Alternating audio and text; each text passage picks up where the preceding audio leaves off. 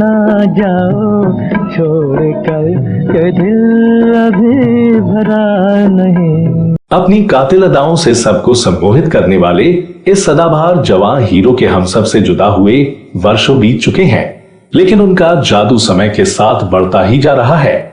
जब भी हमारे जेहन में सदाबहार अदाकार की स्मृति कौंती है तो हमारा दिल कह उठता है, दिल पुकारे, दिल पुकारे, आरे आरे आरे। वैसे तो इस अदाकार की अदाकारी और उनका मनोहारी व्यक्तित्व दिलों पर जादू जगाने के लिए काफी था, लेकिन जब उनकी अदाकारी पर लुभावने गीतों का रंग चढ़ जाता था, बरसों बीते दिल पे काबू पाते, तब देखने और सुनने वाले पर ऐसा नशा चढ़ता था जिसका खुमार देर तक बना रहता था। दिन ढल जाए है रात न जाए। देवानंद को केवल बेहतरीन अदाकारी के लिए ही नहीं बल्कि उन पर फिल्माए गए बेहतरीन गीतों के लिए जाना जाता है, और उन पर फिल्माए गए गाने आज भी लोगों को मंत्र मुग्ध करते हैं। दिल पुकारे, आरे आरे आरे।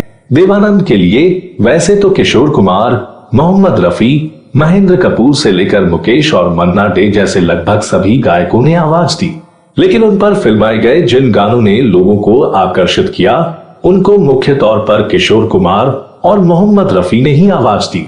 अपने कैरियर की शुरुआत में देवानंद ने किशोर कुमार की आवाज को अपनाया था हेमचंद प्रकाश के निर्देशन में बनी फिल्म जिद्दी के गीत मरने की दुआएं क्या मांगू, जीने की तमन्ना कौन करे से। जीने की तमन्ना कौन करे।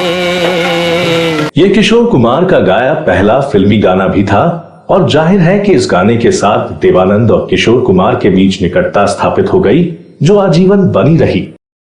लेकिन उसी दौरान मुकेश साहब ने भी देवानंद के लिए गाया था। फिल्म थी विद्या, गाना था बहे ना कभी नैन से नीर। बहे ना कभी नैन से नीर, उठी हो चाहे दिल में पीर। मोहम्मद रफी साहब ने देवानंद के लिए सबसे पहले फिल्म आगे बढ़ो में गायक खुर्शीद के साथ एक युगल गीत गाया था। गाना था सावन की घटाएं धीरे धीरे आना। सावन की घटाओ धीरे धीरे आना, धीरे धीरे आना। देवानंद की आरंभिक फिल्मों में जी.एन. दुर्रानी ने भी गाया था। बाद में तलत महमूद, हेमंत कुमार, सी रामचंद्र और मन्ना डे भी देवानंद की आवाज बने। लेकिन 1950 के दशक के मध्य तक आते आते जब देवानंद ने अपने व्यक्तित्व और शैली से अपना प्रभाव डालना शुरू कर दिया था तो वह मोहम्मद रफी की सदाबहार आवाज की ओर खींचने लगे थे। मोहम्मद रफी साहब ने फिल्म गाइड में दादा सचिन देव बर्मन रचित इस दर्द भरे गीत को गाकर देवानंद की कराह को आवाज दी थी।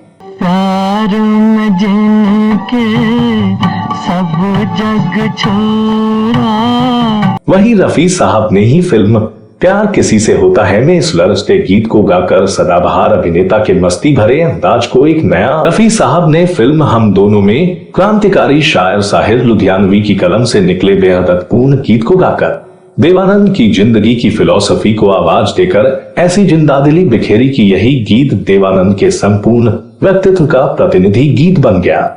यही नहीं, रफी साहब ने उसी संपूर्णता के साथ फिल्म तेरे घर के सामने में अपनी माशुका की एक झलक पाने की सदाबहार आशिक की तड़प को जीवंत किया। सुन ले तू दिल की सदा, प्यार से प्यार सजा। जिस व्यक्ति ने मोहम्मद रफी की तरफ देवानंद के खिंचाव में एक विशेष भूमिका निभाई थी वह थे कंपोजर एस.डी. बर्मन। जिन लोगों को यह अचरज होता हो कि देवानंद को बर्मन दादा से लगाव क्यों हुआ था, इसका सीधा सा उत्तर यही है कि दोनों ही दिल से जवान थे। ये बात देवानंद के व्यक्तित्व में झलकती थी और यही बात तो बर्मन दादा के मुग्ध कर लेने वाले संगीत के सुरीलेपन में झांक झांक उठती थी। संगीत के मामले में तो मानो वे दोनों एक दूसरे के लिए बने थे। यह जानना मुश्किल नहीं था कि जो अभिनेता अपनी जादुई अदाकारी और अपने लुभावने अंदाज से दर्शकों का दिल थाम लेता था वह बर्मन दादा के संगीत से चमत्कृत था। पान खाने के शौकीन रहे संगीत के धुरंधर त्रिपुरा राज घराने के बर्मन दादा जल्द ही नवकेतन फिल्म्स की मंडली के अभिन्न हिस्से बन गए थे। नवकेतन के साथ उनके जुड़ाव ने राज कपूर शंकर जयकिशन की तिकड़ी को सावधान सा कर दिया था।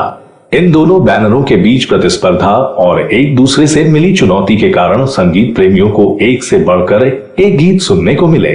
देवानंद और बर्मन दादा को हरियाली पसंद थी, उन्हें पहाड़ियों और प्राकृतिक सुषमा वाली जगहें पसंद थी।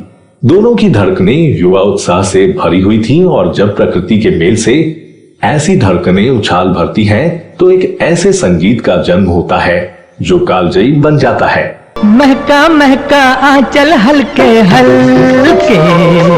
देवानंद और रफी साहब की जोड़ी 1950 के दशक के आरंभिक दिनों से शुरू होती है।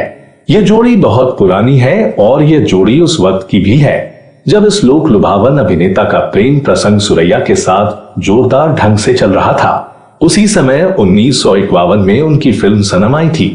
देव साहब और रफी साहब की इस जोड़ी ने हमें कई सदाबहार हिट दिए। इन फिल्मों में CID, 16वां साल, काला बाजार, तेरे घर के सामने, गाइड, जब प्यार किसी से होता है, तीन देवियां, कहीं और चल फिल्म से लेकर ग्रेट गैम्बलर तक।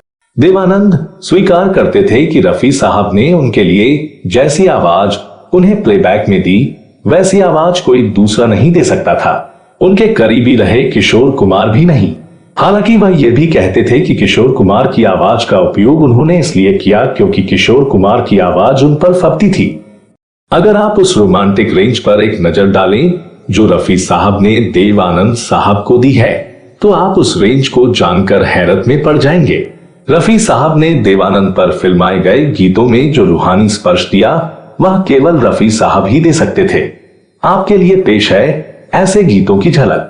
ना जाओ छोड़ कर के दिल अभी भरा नहीं, दिल पुकारे आरे आरे आरे। तमन्ना कौन करे कौन करे, सुन ले तू दिल की सदा, प्यार से प्यार सजा। तो दोस्तों, देव साहब पर फिल्माए गए कौन से गीत आपको सबसे अच्छे लगते हैं? देव साहब के कैरियर को आगे बढ़ाने में किस गायक के गीतों का योगदान सबसे अधिक है? इस बारे में आपकी क्या राय है?